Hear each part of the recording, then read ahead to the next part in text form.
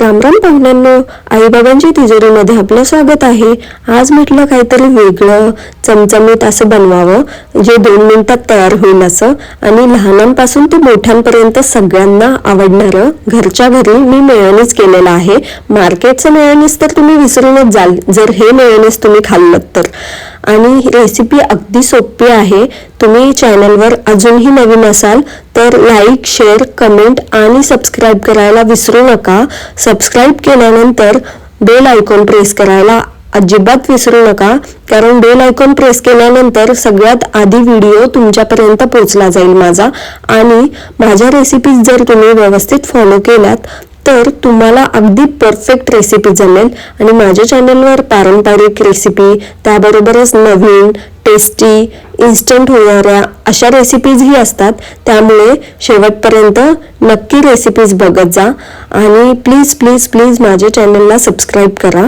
रेसिपीचे ingredient मी व्हिडिओमध्येच mention केलेल्या आहेत। तर यामध्ये एक छोटीशी टिप, यामध्ये पाणी अजिबात टाकायचं नाहीये, कारण दह्यामुळे याला टेक्स्चर खूप छान येतं।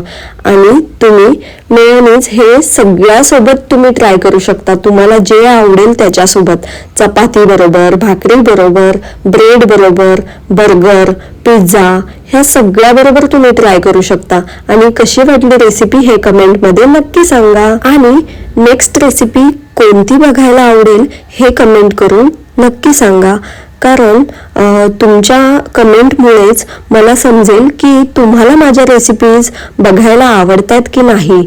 आणि हे मेयोनीज कसं झालंय हेही सांगा।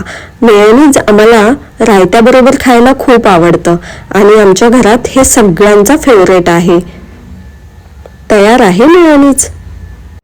अशाच चविष्ट रेसिपीज आणि आठवणींसाठी आई बाबांची तिजोरी या चॅनलला लाईक, शेअर, सबस्क्राईब आणि कमेंट करायला विसरू नका। बेस खावा, बेस राहावा।